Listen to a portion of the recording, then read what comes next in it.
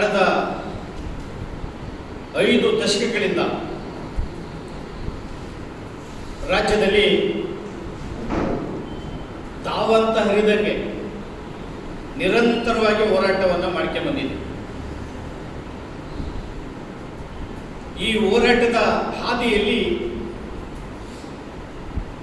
ಈ ಹೋರಾಟದ ವೇಗದಲ್ಲಿ ಅನೇಕ ಜನ ಹಿರಿಯರನ್ನು ನಾವು ಕಳ್ಕೊಂಡಿದ್ದೀವಿ. ಅನೇಕ ಮುತ್ಸದ್ದಿಗಳು, ಹೋರಾಟಗಾರರು ನಾವು ಬಿಟ್ಟು ಆಗಲಿದ್ದಾರೆ.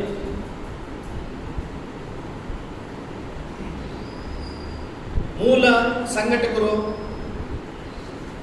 ಬೆರಳೆಣಿಕೆ ಮಾತ್ರ ರಾಜ್ಯದಲ್ಲಿ ಸೀನಿಯರ್ ಅನಿಸ್ಕೊಂಡಿದ್ದಾರೆ. ಹೊಸ ಪೀಳಿಗೆ ಈ ಹೋರಾಟಕ್ಕೆ ತಯಾರಾಗಬೇಕು ಅಂತ ಹೇಳಿ ಅತ್ಯಂತ ವಿನೀತವಾಗಿ ನಾನು ದಲಿತ, ಪ್ರಗತಿಪರ, ವಿಚಾರವಂತರಲ್ಲಿ, ಯುವಕರಲ್ಲಿ, ಯುವಜನತೆಯಲ್ಲಿ ಮನವಿ ಮಾಡ್ತೀನಿ. ಈ ದೇಶದಲ್ಲಿ ಬಹುಜನರು ಏನಿದ್ದೀವಿ, SC, ST, OBC 85% ಜನ ಬಹುಜನ ಸಂಖ್ಯೆ. ಈ ಬಹುಜನರ ಕೈಲಿ ರಾಜ್ಯಗಳ ಮತ್ತು ದೇಶದ ಆಡಳಿತ ಇಲ್ಲ. ಈ ಆಡಳಿತ ಮನುವಾದಿಗಳು, ಪೂರ್ವಗ್ರಹ ಪೀಡಿತರು, ವಂಶ ಆಡಳಿತದ ಪೀಡಕರು, ಭೂಮಾಲೀಕರು, ಕೈಗಾರಿಕೋದ್ಯಮಿಗಳು, ತೀವ್ರ ಭ್ರಷ್ಟಾಚಾರಕ್ಕೊಳಪಟ್ಟಂಥವರ ಕೈಲಿ ಈ ದೇಶದ ಆಡಳಿತ ಮತ್ತು ರಾಜ್ಯಗಳ ಆಡಳಿತ ಸ್ವಾತಂತ್ರ್ಯ ನಂತರ ಅವರ ಕೈಯಲ್ಲಿ ಉಳಿದೋಗಿದೆ. ಈ ಬಹುಜನರನ್ನ ವೋಟ್ ಹಾಕಕ್ಕೋಸ್ಕರ, ವೋಟ್ ಬ್ಯಾಂಕ್ ಆಗಿ ಇಟ್ಕೊಂಡು ಒಂದು ರೀತಿಯ ಭಿಕ್ಷಿಕರನ್ನಾಗಿ ಮಾಡ್ತೇವೆ. ನಾವು ಕೊಡ್ತೀವಿ, ನೀವು ತಗೊಳ್ಳಿ. ಒಂದು ಕಡೆ ಕೊಡ್ತೀವಿ ಅಂತ ಹೇಳ್ತಾರೆ, ಮತ್ತೊಂದು ಕಡೆ ಅದನ್ನ ಪರಿಶಿಷ್ಟ ಜಾತಿ ವರ್ಗದವರ ಅಥವಾ ಬಹುಜನರಿಗೆ ಕೊಡಮಾಡಿದ, ಸಂವಿಧಾನ ಕೊಡಮಾಡಿದಂತಹ ಸೌಲಭ್ಯಗಳು, ವಿಶೇಷ ಘಟಕ ಯೋಜನೆಗಳು, ಅವನ್ನ ಇವರೇ ನುಂಗಿ ಹಾಕ್ತಾ ಇದ್ದಾರೆ. ನಿಮಗೆ ಸ್ಪಷ್ಟವಾದ ಭಾಷೆಯಲ್ಲಿ ಉದಾಹರಣೆ ಸಹಿತ ಹೇಳಬೇಕು ಅಂದ್ರೆ, ಕರ್ನಾಟಕ ರಾಜ್ಯದಲ್ಲಿ SC, ST, TSP ಕಾಯ್ದೆ ಇದೆ. ಆ ಕಾಯ್ದೆ ಪ್ರಕಾರ 24.1% ಹಣವನ್ನ, ಆ ಜನಸಂಖ್ಯೆ ಆಧರಿಸಿದಂತೆ ಹಣವನ್ನ ಪ್ರತಿ ವರ್ಷದ ಬಜೆಟ್ನಲ್ಲಿ ಅಲೋಕೇಶನ್ ಮಾಡ್ತಾರೆ. ಕಳೆದ ಬಜೆಟ್ನಲ್ಲಿ 2024ರಲ್ಲಿ 39,000 ಕೋಟಿ ಪರಿಶಿಷ್ಟ ಜಾತಿ ವರ್ಗದವರಿಗೆ ಅಭಿವೃದ್ಧಿಗೆ ಹಣವನ್ನ ಇಟ್ಟರು. ಆದರೆ ಸಿದ್ದರಾಮಯ್ಯನವರ ಸರ್ಕಾರ, ಮುಖ್ಯಮಂತ್ರಿ ಮಾನ್ಯ ಶ್ರೀ ಸಿದ್ದರಾಮಯ್ಯನವರ ಸರ್ಕಾರ 2023-24ರಲ್ಲಿ SC, ST, TSP ಹಣವನ್ನ 25,391 ಕೋಟಿ ರೂಪಾಯಿಗಳನ್ನ ಪರಿಶಿಷ್ಟ ಜಾತಿ ಹಣವನ್ನ ದುರುಪಯೋಗ ಮಾಡ್ಕೊಂಡಿದೆ. ಅವರ ಹಣಕ್ಕೆ ಕನ್ನವನ್ನ ಹಾಕಿ, ಪರಿಶಿಷ್ಟ ಜಾತಿ ವರ್ಗದವರ ಹಣಕ್ಕೆ ಕನ್ನವನ್ನ ಹಾಕಿ ಹಣವನ್ನ ತೆಗೆದು ಮೇಲ್ಸೇತುವೆಗೆ ಬಳಸಿದ್ದಾರೆ, ಡ್ಯಾಮ್ ಕಟ್ಟಕ್ಕೆ ಬಳಸಿದ್ದಾರೆ, ಕಟ್ಟಡಗಳು ಕಟ್ಟಕ್ಕೆ ಬಳಸಿದ್ದಾರೆ, ರಸ್ತೆಗಳಿಗೆ ಡಾಂಬರೀಕರಣ ಮಾಡಕ್ಕೆ ಬಳಸಿದ್ದಾರೆ. ಈ ವಿಚಾರವನ್ನ ಕೆಲವರು ಇತಿಹಾಸದಿಂದ ದ್ರೋಹ ಮಾಡಿಕೆ ಬಂದಂತ ನಮ್ಮನ್ನ ದಲಿತ ಸಂಘಟನೆಗಳನ್ನ, ದಲಿತರ ಹೆಸರಿನಲ್ಲಿ ಹೋರಾಟ ಮಾಡ್ತೀವಿ, ಚಳುವಳಿ ಮಾಡ್ತೀವಿ ಎಂದವ್ರೆ ಸಿದ್ದರಾಮಯ್ಯನವರ ಪ್ಯಾಕೇಜ್ಗೆ ಆಸೆ ಪಟ್ಟು, ನಿಗಮ ಮಂಡಳಿ ಕೊಡ್ತಾರೆ ಅಂತ ಆಸೆ ಪಟ್ಟು, MLC ಕೊಡ್ತಾರೆ ಅಂತ ಆಸೆ ಪಟ್ಟು ಹೋರಾಟವನ್ನು ಮಾಡ್ತಾ ಇಲ್ಲ. ಇದು ಅತ್ಯಂತ ನೋವಿನ ಸಂಗತಿ, ಇದು ಅತ್ಯಂತ ಅನ್ಯಾಯ. ಅಷ್ಟೇ ಅಲ್ಲದೆ ಮತ್ತೊಂದು ವಿಚಾರ ಇದೆ, ಅತ್ಯಂತ ಮುಖ್ಯವಾದ ವಿಚಾರ ಅಂದ್ರೆ ಕಳೆದ 32 ವರ್ಷಗಳಿಂದ ರಾಜ್ಯಾದ್ಯಂತ ಅಥವಾ ಅನ್ಯ ರಾಜ್ಯಗಳಲ್ಲೂ ಕೂಡ ಪರಿಶಿಷ್ಟ ಜಾತಿಯ ಮೀಸಲಾತಿ ವರ್ಗೀಕರಣ ಮಾಡಬೇಕು ಅಂತ ಹೋರಾಟ ಅವ್ಯತವಾಗಿ ನಡೀತಾ ಇದೆ. ಕರ್ನಾಟಕ ರಾಜ್ಯದಲ್ಲೂ ಕೂಡ ಹೋರಾಟ ನಿರಂತರವಾಗಿ ನಡೀತಾ ಇದೆ. ಹೋರಾಟ ಮಾಡಕ್ ಹೋಗಿ ವರ್ಗೀಕರಣ ಮಾಡಿ ಪರಿಶಿಷ್ಟ ಜಾತಿ ವರ್ಗಗಳ ಮೀಸಲಾತಿನ ಅಂತೇಳಿ ಅನೇಕ ಜನರು ಜೀವನ ಕಳ್ಕೊಂಡ್ರು, ಬದುಕನ್ನೇ ಕಳ್ಕೊಂಡ್ರು. ಆದರೂ ಕೂಡ ರಾಜ್ಯ ಸರ್ಕಾರ ಎಚ್ಚೆತ್ತುಕೊಂಡಿಲ್ಲ. ನಮ್ಮ ಹೋರಾಟಗಳಿಗೆ ಮಾಡಿದಂಥ ಸರ್ಕಾರ 2024ರಲ್ಲಿ ಅಂದರೆ 24 ವರ್ಷಗಳಾಯಿತು ಸದಾಶಿವ ಆಯೋಗನ ಮಾಡಿದ್ರು. ಸದಾಶಿವ ಆಯೋಗ 2012ರಲ್ಲಿ ಸರ್ಕಾರಕ್ಕೆ ವರದಿ ಕೊಡ್ತು. ಅಂದರೆ 12 ವರ್ಷ ಆಯಿತು ಸರ್ಕಾರಕ್ಕೆ ವರದಿ ಕೊಟ್ಟು, ಅಭಾಸುಭ ಆಗಲಿಲ್ಲ. ಬಿಜೆಪಿ ಸರ್ಕಾರ ಕೂಡ 2023ರಲ್ಲಿ ವರ್ಗೀಕರಣ ಮಾಡಬಹುದು ಅಂತ ಹೇಳಿ ಕೇಂದ್ರ ಸರ್ಕಾರಕ್ಕೆ ಶಿಫಾರಸು ಮಾಡಿತು. ಸಿದ್ದರಾಮಯ್ಯನವರು ಕೂಡ ನಮ್ಮ ಹೋರಾಟಕ್ಕೆ ಮಾಡೋದು 2024ರಲ್ಲಿ ಕೇಂದ್ರ ಸರ್ಕಾರಕ್ಕೆ ಶಿಫಾರಸು ಮಾಡಿದರು. ವಿವಿಧ ರಾಜ್ಯಗಳ ಅಲ್ಲಿ ಮಾಡಲಾದಂಥ ಆಯೋಗಗಳು ಅವು ಕೊಟ್ಟಂಥ ವರದಿಗಳು, ವಿವಿಧ ರಾಜ್ಯಗಳ ಸುಪ್ರೀಂ ಕೋರ್ಟ್ ಕೊಟ್ಟಂಥ ತೀರ್ಪುಗಳು, ಸುಪ್ರೀಂ ಕೋರ್ಟ್ನ 2 ಪೀಠಗಳು, ಪಂಚಪೀಠಗಳು, ಸಂತೋಷ್ ಹೆಗಡೆ ನೇತೃತ್ವದಲ್ಲಿ ಕೊಟ್ಟಂಥ ತೀರ್ಪು, ಅರುಣ್ ಮಿಶ್ರಾ ಅವರ ನೇತೃತ್ವದಲ್ಲಿ ಕೊಟ್ಟಂಥ ತೀರ್ಪು, ಇವೆಲ್ಲವನ್ನೂ ಕೂಡ ಸಂಕಲಿಸಿ ವಿಸ್ತೃತವಾಗಿ ಬಿಡಿಸಿ ಇದೇ ತಿಂಗಳು 1ನೇ ತಾರೀಕು 1/8/2024ರಂದು 7 ಜನರ ನ್ಯಾಯಾಧೀಶರ ಪೀಠ, ಸಂವಿಧಾನದ ಪೀಠ ತೀರ್ಪನ್ನು, ಐತಿಹಾಸಿಕ ತೀರ್ಪನ್ನು ಪ್ರಕಟಿಸಿತು.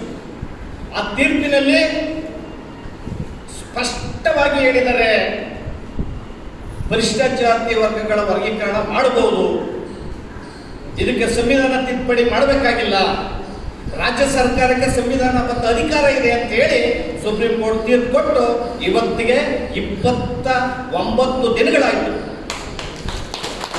ಆದರೆ ಸಿದ್ದರಾಮಯ್ಯನವರು ಸ್ವಾಗತ ಮಾಡಿದ್ರೆ ವಿನ ಚೇರ್ನ ಅಡೆ ಹಾಕೊಂಡು ಕೋಲ್ಡ್ ಸ್ಟೋರೇಜ್ ಮಾಡಿ ಆ ವರದಿಯನ್ನು ತೆಗಿಲೇ ಇಲ್ಲ ಹೆಚ್ಚಿಗೆ. ಆದರೆ ಸಿದ್ದರಾಮಯ್ಯನವರ ಪರವಾಗಿರ್ತಕ್ಕಂಥ ಸಿದ್ದರಾಮಯ್ಯನ ಪ್ರಾಯೋಜಿತ ಕೆಲವು ದಲಿತರೇ ಆದಂತಹ ಸಿಕ್ಕಂಡಿಗಳು ಸಿದ್ದರಾಮಯ್ಯನವರ ಪರವಾಗಿ ಸಾಮಾಜಿಕ ಜಾಲತಾಣದಲ್ಲಿ ಅವರು ಭದ್ರಾಗಿದ್ದಾರೆ, ಸಿದ್ಧರಾಗಿದ್ದಾರೆ ಅಂತ ಹೇಳ್ತಿರಲ್ಲ, ಇದು ಪರಿಶಿಷ್ಟ ಜಾತಿಯವರ ಎದೆಗೆ ಬಡದಂತ ಪರಸಡಿಲು ಅಂತ ನಾನು ಭಾವನೆ ಮಾಡ್ತೀನಿ. ಸಿದ್ದರಾಮಯ್ಯನವರು 5 ವರ್ಷಗಳ ಆಡಳಿತ ಮಾಡಿದರು ಸ್ವಾಮಿ. 2012ರಿಂದ 19ರವರೆಗೆ ನಾವು ಎಷ್ಟು ಹೋರಾಟ ಮಾಡಿದ್ರು ಕೂಡ ಸಿದ್ದರಾಮಯ್ಯನವರು ಚಪ್ಪಾಯ ಅನ್ನಲಿಲ್ಲ. ಸದಾಶಿವ ಆಯೋಗದ ವರದಿಗೆ ಸಣ್ಣ ಒಂದು ಮುಂದುವರೆದ ಭಾಗವನ್ನು ಮಾಡಲೇ ಇಲ್ಲ. ಈಗ ತೀರ್ಪು ಕೊಟ್ಟು 29 ದಿನ ಆಗಿದೆ. ಸುಪ್ರೀಂ ಕೋರ್ಟ್ 7 ಜನರ ನ್ಯಾಯಾಧೀಶರ ಪೀಠ. ನಾನು ಒತ್ತಾಯ ಮಾಡ್ತೇನೆ ರಾಜ್ಯ ಸರ್ಕಾರಕ್ಕೆ, ನಿಮಗೆ ಸಂವಿಧಾನದ ಬಗ್ಗೆ ಬದ್ಧತೆ ಇದ್ದರೆ, ಈ ದೇಶದ ಕಾನೂನಿನ ಬಗ್ಗೆ ನಿಮಗೆ ಗೌರವ ಇದ್ದರೆ ಕೂಡಲೇ ಸದಾಶಿವ ಆಯೋಗ ವರದಿಯನ್ನ ಅಥವಾ ಮೀಸಲಾತಿಯನ್ನ ವರ್ಗೀಕರಣ ಮಾಡೋದಕ್ಕೆ, ಅನುಷ್ಠಾನ ಮಾಡೋದಕ್ಕೆ, ಜಾರಿ ಮಾಡೋದಕ್ಕೆ ಮುಂದಾಗಿ ಅಂತ ಸಿದ್ದರಾಮಯ್ಯನವರಿಗೆ, ಅವರ ಸರ್ಕಾರಕ್ಕೆ ಈ ಮೂಲಕ ಆಗ್ರಹವನ್ನು ಮಾಡ್ತಾ ಇದ್ದೇನೆ. ಇವಾಗ ವಿಚಾರವನ್ನೇ ಸರ್ಕಾರ ಕೇಳಕ್ಕೆ ಇಚ್ಛೆಪಡ್ತೀನಿ. ನೀವು ಸುಪ್ರೀಂ ಕೋರ್ಟ್ ಆದೇಶದ ಸಂದರ್ಭದಲ್ಲಿ ಕೆಲವರು ಜಡ್ಜಿಗಳು, 7 ಜನರ ನ್ಯಾಯಾಧೀಶರ ಅಲ್ಲಿ ಕೆಲವು ಜಡ್ಜಿಗಳು, ಗವಾಯಿ, ಪಂಕಜ್ ಮಿಶ್ರಾ, ಅವರ ಅಭಿಪ್ರಾಯಗಳನ್ನು ವ್ಯಕ್ತಪಡಿಸಿದ್ದಾರೆ. ಈ ಅಭಿಪ್ರಾಯವನ್ನು ವ್ಯಕ್ತಪಡಿಸೋದ್ರ ಮೂಲಕ ಕೆನೆಪತ್ರವನ್ನು ಅವರು ಸಜೆಸ್ಟ್ ಮಾಡಿದ್ದಾರೆ. ಪರಿಶಿಷ್ಟ ಜಾತಿಗಳಲ್ಲಿ ಕೆನೆಪತ್ರವನ್ನು ಅದನ್ನ ಕೋರ್ಟ್ ಭಾಷೆಯಲ್ಲಿ ಅಬಿಟ್ಟರ್ ಡಿಕ್ಟಮ್ ಅಂತ ಕರೀತಾರೆ. ಆದರೆ ಅದನ್ನ ಅಲ್ಲಲ್ಲೇ ಕೆಲವರು ವಿವಾದವನ್ನಾಗಿ ಸೃಷ್ಟಿ ಮಾಡ್ತಾ ಇದ್ದಾರೆ. ನಾನು ಹೇಳಕ್ಕೆ ಇಚ್ಛೆ ಪಡ್ತೀನಿ, ಇಲ್ಲಿ ಸಂವಿಧಾನದಲ್ಲಿ ಕೆನೆ ಪದರದ ಅವಕಾಶವೇ ಇಲ್ಲ ಅನ್ನೋದನ್ನ ಸಂವಿಧಾನದಲ್ಲಿ ಇದೆ. ಸಂವಿಧಾನದ ಅನುಚ್ಛೇದ 15(4) ಪ್ರಕಾರ ಇದು ಸಾಮಾಜಿಕ ಹಿಂದುಳಿದಿರುವಿಕೆ ಕೊಟ್ಟಂತ ಮೀಸಲಾತಿ. ಪರಿಶಿಷ್ಟ ಜಾತಿ ವರ್ಗದವರ ಮೇಲೆ ಸಹಸ್ರಾರು ವರ್ಷಗಳಿಂದ ನಡೆದಂತ ದೌರ್ಜನ್ಯ, ಅಸ್ಪೃಶ್ಯತೆಯ ಹಿನ್ನೆಲೆಯಲ್ಲಿ ಕೊಟ್ಟಂತ ಮೀಸಲಾತಿ. ಇದರಲ್ಲಿ ಕೆನೆ ಪತ್ರ ಇಲ್ಲ ಅಂತ ಸಂವಿಧಾನ ನೇರವಾಗಿ ಸ್ಪಷ್ಟಪಡಿಸಿದೆ. ಅದೇ ವಿಚಾರವನ್ನ CJI ರವರು, ಸುಪ್ರೀಂ ಕೋರ್ಟ್ನ ಮುಖ್ಯ ನ್ಯಾಯಾಧೀಶರಾದಂಥ DY ಚಂದ್ರಚೂಡ್ರವರು ಅವರ ಜಡ್ಜ್ಮೆಂಟ್ ಅಲ್ಲಿ ಕೆನೆ ಪದರದಾಗೆ ಏನೂ ಹೇಳಿಲ್ಲ. ಅವರು ನೇರವಾಗಿ ಅವರು ಸಮ್ಮರಿನಲ್ಲಿ ಹೇಳ್ತಾರೆ, ರಾಜ್ಯ ಸರ್ಕಾರ ಸಂವಿಧಾನಬದ್ಧವಾಗಿ ಅದಕ್ಕೆ ಮೀಸಲಾತಿ ವರ್ಗೀಕರಣ ಮಾಡೋದಕ್ಕೆ ಎಲ್ಲ ಅವಕಾಶ ಇದೆ ಅಂತ ಹೇಳೋದ್ರ ಮೂಲಕ ಅವರ ಏನು ಸುಪ್ರೀಂ ಕೋರ್ಟ್ನ ಸುಮಾರು 500 ಪೇಜ್ನ ಇದು ಸುಪ್ರೀಂ ಕೋರ್ಟ್ನ ಆದೇಶ, ಏನದು ನ್ಯಾಯಾಧೀಶರು ತೀರ್ಪನ್ನು ಕೊಡ್ತಾರೆ. ಸುಪ್ರೀಂ ಕೋರ್ಟ್ನ ನ್ಯಾಯಾಧೀಶರು ಈ 500ಕ್ಕೂ ಹೆಚ್ಚು ಪುಟಗಳೇನಿದಾವೆ. ಇದರಲ್ಲಿ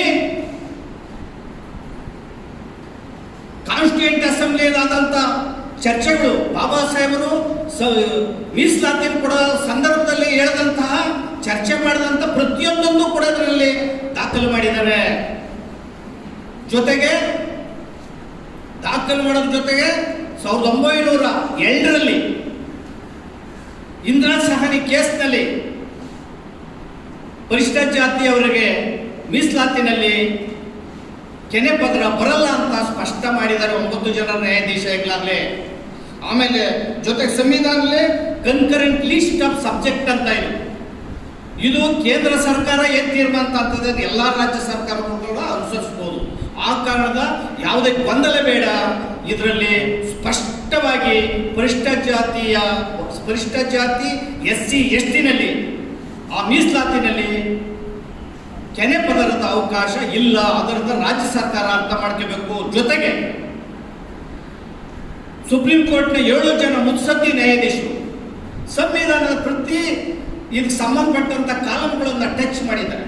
ಸಂವಿಧಾನದ ವಿಧಿ 10, ಸಂವಿಧಾನದ ವಿಧಿ 15(1), 15(4), 16(1), 16(2), 16(4), ಸಂವಿಧಾನದ ವಿಧಿ 17, ಸಂವಿಧಾನದ ವಿಧಿ 46, ಸಂವಿಧಾನದ ವಿಧಿ 141, 141, 142, ಹಿಂಗೆ ಅನೇಕ ಸಂವಿಧಾನದ ಪರಿಚ್ಛೇದಗಳನ್ನು ನ್ಯಾಯಾಧೀಶರು ಈ ಜಡ್ಜ್ಮೆಂಟ್ ನಲ್ಲಿ ದಾಖಲು ಮಾಡಿದ್ದಾರೆ. ಸಂವಿಧಾನವನ್ನು ಸರಿಯಾದ ರೀತಿ ಎಳೆಯಾಗಿ ಬಿಡಿಸಿ ಪರಿಶಿಷ್ಟ ಜಾತಿ ಮೀಸಲಾತಿ ಬಗ್ಗೆ ಬೆಳಕನ್ನು ಚೆಲ್ಲಿದ್ದಾರೆ. ಆ ಬೆಳಕನ್ನು ಚೆಲ್ಲಿದಂತಹ ಮುಖ್ಯ ನ್ಯಾಯಾಧೀಶರು ಮತ್ತು ಜಡ್ಜ್ಗಳಿಗೆ ನಾನು ಮಗದೊಮ್ಮೆ ನನ್ನ ಧನ್ಯವಾದನ ನಮ್ಮ ಸಮಾಜದ ಪರವಾಗಿ, ಬಹುಜನರ ಸಮಾಜದ ಪರವಾಗಿ ಐತಿಹಾಸಿಕ ತೀರ್ಪನ್ನ ನಾವು ಅವರಿಗೆ ಧನ್ಯವಾದಗಳನ್ನ ಮತ್ತು ಅವರ ಘನವೆತ್ತ ನ್ಯಾಯಾಧೀಶರ ಶ್ರಮಕ್ಕೆ ನಾವು ಅವರಿಗೆ ಅಡಿದವರಿನಲ್ಲಿ ನಾವು ವಂದನೆಗಳನ್ನು ಮಾಡ್ತೀವಿ. ಜೊತೆಗೆ ರಾಜ್ಯ ಸರ್ಕಾರದಲ್ಲಿ ಇರ್ತಕ್ಕಂಥ ನೀವು ಇದ್ರ ಬಗ್ಗೆ ಮಾತಾಡಬೇಕು. ನಮ್ಮ ಕಾಂಗ್ರೆಸ್ನ AICC ಅಧ್ಯಕ್ಷರಾಗಿರ್ತಕ್ಕಂಥ ದಲಿತರ ಮಹಾ ಹಿರಿಯ ಮುತ್ಸದ್ದಿ ಆಗಿದ್ದಂಥ ಮಲ್ಲಿಕಾರ್ಜುನ ಖರ್ಗೆ ಅವರು ಕೂಡಲೇ ನೀವು ಎಲ್ಲ ರಾಜಕೀಯವನ್ನು ಬಿಟ್ಟು ಸಮಾಜದ ಪರವಾಗಿ ಮೀಸಲಾತಿ ವರ್ಗೀಕರಣ ಬಗ್ಗೆ ಮಾತಾಡಬೇಕು ಅಂತ ಈ ಸಂದರ್ಭದಲ್ಲಿ ಅವ್ರಿಗೆ ಆಗ್ರಹವನ್ನು ಮಾಡ್ತೇನೆ. ರಾಹುಲ್ ಗಾಂಧಿ ಅವರು ಕೂಡಲೇ ಪರಿಶಿಷ್ಟ ಜಾತಿ ಮೀಸಲಾತಿಯ ಬಗ್ಗೆ ನಿಮ್ಮ ಬಾಯನ್ನ ತೆಗಿಬೇಕು ಅಂತ ನಾನು ಈ ಮೂಲಕ ಮಾತನ್ನ ನಾನು ಹೇಳಕ್ಕೆ ಇಚ್ಛೆ ಪಡ್ತೀನಿ. ಕೇಂದ್ರ ಸರ್ಕಾರ ಕೆನೆ ಪತ್ರದ ವಿಚಾರವಾಗಿ ಕ್ಯಾಬಿನೆಟ್ ಸಭೆಯನ್ನು ಕರೆದು ಇದು ಪರಿಶಿಷ್ಟ ಜಾತಿಯವರ ಮೀಸಲಾತಿನಲ್ಲಿ ನಾವು ಕೆನೆ ಪತ್ರ ತೆರೆಯಲ್ಲ ಅಂತ ಹೇಳಿ ಸ್ಪಷ್ಟಪಡಿಸಿದೆ. ಸಿದ್ದರಾಮಯ್ಯನವರ ಹೃದಯ ವಿಶಾಲ ಆಗಲಿ, ಸಿದ್ದರಾಮಯ್ಯರ ಮನಸ್ಸು ತೆರೀಲಿ. ನೀವು ಪರಿಶಿಷ್ಟ ಜಾತಿ ವರ್ಗದವರನ್ನ ಬಹಳ ಅವರನ್ನು ಉಪಯೋಗ ಮಾಡ್ಕೊಂಡು ಹಣವನ್ನು ಬಳಸ್ಕೊಂಡಿದ್ದೀರಿ. ಇವತ್ತಿನಿಂದ 2020ರಿಂದ ಹಿಂದೆ 10 ವರ್ಷಗಳಲ್ಲಿ ಪರಿಶಿಷ್ಟ ಜಾತಿಯವರ ಹಣ ಏನಿದೆ 2,20,000 ಹಣವನ್ನ ಮಿಸ್ಯೂಸ್ ಮಾಡ್ಕೊಂಡಿದ್ದೀರಿ, ದುರುಪಯೋಗ ಮಾಡ್ಕೊಂಡಿದ್ದೀರಿ.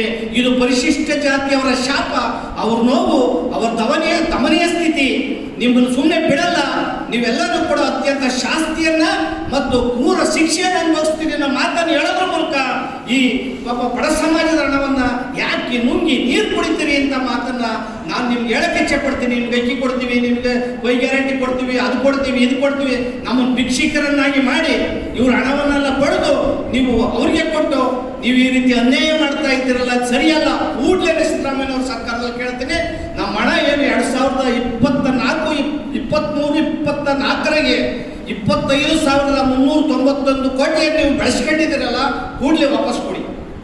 ನೀವು ವಾಪಸ್ ಕೊಡದ ಹೋದ ಪರಿಶಿಷ್ಟ ಜಾತಿಯವರ ಅಭಿವೃದ್ಧಿಗೆ ನಾವು ನಿಮ್ಮ ವಿರುದ್ಧ ರಾಜ್ಯಾದ್ಯಂತ ಉಗ್ರ ಆಂದೋಲನ, ಹೋರಾಟವನ್ನ, ಜನಜಾಗೃತಿಯನ್ನ ಮಾಡ್ತೇವೆ. ಕಾಂಗ್ರೆಸ್ ಅನ್ನ ತರೋಕ್ಕೆ ಪರಿಶಿಷ್ಟ ಜಾತಿ, ಹಿಂದುಳಿದವರು, ದಲಿತರು, SC ST OBCಗಳ ಕಾರಣ ಕೋಮುವಾದಿ ಬಿಜೆಪಿ ಬಂದ್ಬಿಡ್ತದೆ ಅಂತ ಹೇಳಿ ಅವರು ಸಂವಿಧಾನ ಕಿತ್ತಾಕ್ಬಿಡ್ತಾರೆ, ತಿಂತಾರೆ, ಸಂವಿಧಾನ ಪರಾಮರ್ಶೆ ಮಾಡ್ತಾರೆ, ಬದಲಾವಣೆ ಮಾಡ್ತಾರೆ ಅನ್ನೋ ಗಾಬರಿಯಿಂದ ನಾವು ಹಳ್ಳಿಗಳಲ್ಲಿ ಎಲ್ಲ ದಲಿತ ಸಂಘಟನೆಗಳು, ರೈತ ಸಂಘಟನೆಗಳು, ಪ್ರಗತಿಪರ ಸಂಘಟನೆಗಳು ಹೋರಾಟ ಮಾಡಿ ಕಾಂಗ್ರೆಸ್ ಗೆಲ್ಲಿಸಿದ್ವಿ. ನೀವು ಕೊಟ್ಟಂತ ಬಳುವಳಿ ಏನು? ನಿಮ್ಮ ಮೇಲೆ ಬಹಳ ನಂಬಿಕೆಯನ್ನು ಇಟ್ಕೊಂಡಿದ್ರಿ. ನೀವು ನಮ್ಮ ದಲಿತ ಮುಖಂಡರುಗಳ ಕೊಡಬೇಕಾದಂತ ಮುಖ್ಯಮಂತ್ರಿ ಪದವಿನೂ ಕೂಡ ತಪ್ಪಿಸಿ ನೀವೇ ಮುಖ್ಯಮಂತ್ರಿ ಕಂಟಿನ್ಯೂ ಆಗಿ ನೀವೇ ದಲಿತರು ಅಂತ ಹೇಳ್ಕೊಂಡು ಇವತ್ತು ದಲಿತರ ಹಣವನ್ನೆಲ್ಲನೂ ಕೂಡ ನೀವು ದುರ್ಬಳಕೆ ಮಾಡ್ಕೊಂಡಿದ್ದೀರಲ್ಲ. ಆದ್ದರಿಂದ ಕೂಡಲೇ ಪರಿಶಿಷ್ಟ ಜಾತಿಯವರನ್ನು ವಾಪಸ್ ಕೊಡಬೇಕು, ಪರಿಶಿಷ್ಟ ಜಾತಿಯ ಮೀಸಲಾತಿ ವರ್ಗೀಕರಣವನ್ನು ಜಾರಿ ಮಾಡಬೇಕು. ಯಾಕೆ ಇದನ್ನು ಒತ್ತಾಯ ಮಾಡಿ ಪರಿಶಿಷ್ಟ ಜಾತಿಯವರ ವರ್ಗದ ಮೀಸಲಾತಿಯನ್ನು ಕೇಳ್ತೀವಿ ಅಂದ್ರೆ ಒಂದು ಸಮಾಜದ ಪರವಾಗಿಲ್ಲ, ಇದು 101 ಜಾತಿಗಳಿರುವುದೇ ಒಳಗಡೆ. ಈ ಒಳಗಡೆ ಕಟ್ಟಕಡೆಯ ಸಮಾಜ ಇದೆಯಲ್ಲ ಪರಿಶಿಷ್ಟ ಜಾತಿನಲ್ಲಿ, ದಕ್ಕಲ ಸಮಾಜ, ಡೋಹರ, ಕಕ್ಕಯ್ಯ, ಸಮಗಾರ, ಆ ಜಾತಿನಲ್ಲಿ ಒಬ್ಬ ಶಿಕ್ಷಕ ಇಲ್ಲ, ಒಬ್ಬ ವಿಲೇಜ್ ಅಕೌಂಟೆಂಟ್ ಇಲ್ಲ, ಒಂದು ಉದ್ಯೋಗ ಸಿಕ್ಕಿಲ್ಲ, ಒಬ್ಬ ಹುಡುಗ ಒಂದು ಡಿಗ್ರಿ ಮಾಡಿಲ್ಲ. ಆ ಸಮಾಜಕ್ಕೆ ಕೊಡಬೇಕಲ್ಲ, ಆ ಸಮಾಜಕ್ಕೆ ಕೊಡಬೇಕು ಅಂತ ಹೇಳೋದಕ್ಕಿಂತ ಮಾನವೀಯತೆ ದೃಷ್ಟಿಯಿಂದ ನಾವು ಒತ್ತಾಯ ಮಾಡ್ತಾ ಇದ್ದೀವಿ. ಒಂದು ಸಮಾಜದ ಪರವಾಗಲ್ಲ, 101 ಪರಿಶಿಷ್ಟ ಜಾತಿಯಲ್ಲಿರ್ತಕ್ಕಂಥ 101 ಜಾತಿಗಳ ಪರವಾಗಿ ಹೋರಾಟ, ಪರಿಶಿಷ್ಟ ಜಾತಿಯವರಲ್ಲಿರ್ತಕ್ಕಂಥ ಎಲ್ಲ ಜಾತಿಯವರ ಪರವಾಗಿರೋ ಹೋರಾಟ. ಅದರ ಮಾನವೀಯತೆ ಪರವಾಗಿ ಸರ್ಕಾರ ಈ ಮೀಸಲಾತಿಯನ್ನು ವರ್ಗೀಕರಣ ಮಾಡಬೇಕು. ಮತ್ತೆ ಎಲ್ಲ ರಾಜ್ಯಗಳು ಕೂಡ ಮೀಸಲಾತಿಯನ್ನು ವರ್ಗೀಕರಣ ಮಾಡಬೇಕು. ಮೀಸಲಾತಿ ವರ್ಗೀಕರಣ ಆಗೋವರೆಗೂ ಕೂಡ ಯಾವುದೇ ರಾಜ್ಯ ಸರ್ಕಾರ, ಕೇಂದ್ರ ಸರ್ಕಾರದ ಉದ್ಯೋಗ ನೇಮಕಾತಿಗಳನ್ನು ಮಾಡೋದು ಬೇಡ. ಸಿದ್ದರಾಮಯ್ಯನವರ ಸರ್ಕಾರ 25,000 ಉದ್ಯೋಗ ನೇಮಕಾತಿ ಮಾಡೋದಕ್ಕೆ ಅನುಮತಿ ಕೊಟ್ಟಿದ್ದಾರೆ ಹಿಂದಿನ ಭಾಗದಲ್ಲಿ. ಈ ರೀತಿಯ 25,000 ಉದ್ಯೋಗ ನೇಮಕಾತಿ ನೀವು ಮಾಡಿದ್ರೆ ಈ ಸಮಾಜಕ್ಕೆ ಅನ್ಯಾಯ ಮಾಡಬೇಕಲ್ವಾ? ವರ್ಗೀಕರಣ ಆದ್ಮೇಲೆ ಉದ್ಯೋಗ ನೇಮಕಾತಿಗಳಾಗಲಿ, ಖಾಸಗಿ ಔದ್ಯೋಗಿಕ ಕ್ಷೇತ್ರದಲ್ಲೂ ಕೂಡ ಮೀಸಲಾತಿಯನ್ನು ಕೊಡೋದಕ್ಕೆ ಅವಕಾಶ ಮಾಡಿ. ಸಿದ್ದರಾಮಯ್ಯ ಸರ್ಕಾರದಲ್ಲಿ ಪರಿಶಿಷ್ಟ ಜಾತಿ ಮಕ್ಕಳಿಗೆ ಸ್ಕಾಲರ್ಶಿಪ್ ಕೊಡ್ತಾ ಇಲ್ಲ. 3-4 ವರ್ಷ ಆಯಿತು ಸ್ಕಾಲರ್ಶಿಪ್ ಕೊಟ್ಟ ಮಕ್ಕಳು, ಎಷ್ಟೋ ಮಕ್ಕಳು ಶಾಲೆ ಬಿಟ್ಟು ಹೊರಟೋದು. ವಿದೇಶದಲ್ಲಿ ವ್ಯಾಸಂಗ ಮಾಡುವಂಥ ಅವಕಾಶ ಇತ್ತು ಪ್ರಬುದ್ಧ ಯೋಜನೆ, ಅದನ್ನು ಕೂಡ ನಿಲ್ಲಿಸಿದ್ದೀರಾ. ಸ್ನಾತಕೋತ್ತರ ಪದವಿ ಮಕ್ಕಳಿಗೆ ಮೆರಿಟ್ ಸ್ಕಾಲರ್ಶಿಪ್ ಕೊಡುವಂಥ ಮಕ್ಕಳ ಎಲ್ಲ ಸ್ಕಾಲರ್ಶಿಪ್ ಅನ್ನು ನಿಲ್ಲಿಸಿದ್ದೀರಾ. ಇದು ನಿಲ್ಲಿಸಿ ನಮ್ಮ ದುಡ್ಡೆಲ್ಲ ವೈ ಗ್ಯಾರಂಟಿಗಾಗಿ ಯಾವ ಪುರುಷಾರ್ಥಕ್ಕೋಸ್ಕರ ನೀವು ಮಾಡ್ತಾ ಇದ್ದೀರಿ? ನಿಮ್ಮನ್ನು ಉಳಿಸ್ಕೊಳಕ್ಕೆ, ನಿಮ್ಮ ಸರ್ಕಾರ ಉಳಿಸ್ಕೊಂಡು ಏನ್ ಮಾಡ್ತೀರಾ ನೀವು? ಇದು ಕೊಟ್ಟಿರುವಂಥದ್ದು ನಮಗೆ ಮೀಸಲಾತಿ 5,000 ವರ್ಷಗಳಿಂದ ಶೋಷಣೆ ಒಳಗಾಗಿದ್ದಕ್ಕೆ ಕೊಟ್ಟಂತ ಮೀಸಲಾತಿ. ಇದು 5,000 ವರ್ಷಗಳಿಂದ ದೌರ್ಜನ್ಯ ಒಳಗಾದಿದ್ದಕ್ಕೆ ಕೊಟ್ಟಂತ ಮೀಸಲಾತಿ. ಇದು 5,000 ವರ್ಷಗಳಿಂದ ಮಲ ಬಳಿಯೋದು, ಕಸ ಬಳಿಯೋದು, ಕೂಲಿ ನಾಲಿ ಮಾಡೋದು, ಬಿಟ್ಟಿ ಚಾಕರಿ ಮಾಡದಂತಹ ಈ ಬಡ ಸಮಾಜಕ್ಕೆ ಕೊಟ್ಟಂತ ಮೀಸಲಾತಿ ಇದು. ಮತ್ತೊಂದು ಕಡೆ ಮುಸ್ಲಿಮರಿಗೆ ಸಹಚಾರ ವರದಿಯನ್ನು ಜಾರಿ ಮಾಡಬೇಕು, ಅದ್ರ ಬಗ್ಗೆ ಒಬ್ಬರು ಕೂಡ ಚಕ್ರವನ್ನು ಎತ್ತಾ ಇಲ್ಲ. ಅನೇಕ ವರದಿಗಳನ್ನ ತಳಕಾಕಿ ಕೇಳಿದಿರಿ. ಮಂಡಲ ಆಯೋಗದ ವರದಿ ಕೊಟ್ಟರು ಕೂಡ ಆ ಮಂಡಲ ಆಯೋಗದ ವರದಿಯಂತೆ ಮೀಸಲಾತಿ ಜಾರಿಯಾಗಿಲ್ಲ, ಹಿಂದುಳಿದವರಿಗೂ ಕೂಡ ಅನ್ಯಾಯ ಆಗಿದೆ. ಈ ಮೂಲಕ ಮೀಸಲಾತಿ ವರ್ಗೀಕರಣ ಮಾಡೋದಕ್ಕೆ ನಾವು ರಾಜ್ಯಾದ್ಯಂತ, ದೇಶಾದ್ಯಂತ ದೊಡ್ಡ ಆಂದೋಲನವನ್ನು ಮಾಡ್ತೇವೆ. ಇದಕ್ಕೆ ನಾವು ಬದ್ಧರಾಗಿದ್ದೇವೆ. ಎಂತಹ ತ್ಯಾಗ ಬಲಿದಾನ ಕೂಡ ಸಿದ್ಧರಾಗಿದ್ದೇವೆ ಅನ್ನೋ ಎಚ್ಚರಿಕೆಯನ್ನು ಸಿದ್ದರಾಮಯ್ಯ ಸರ್ಕಾರಕ್ಕೆ ನಾವು ಕೊಡ್ತೇವೆ.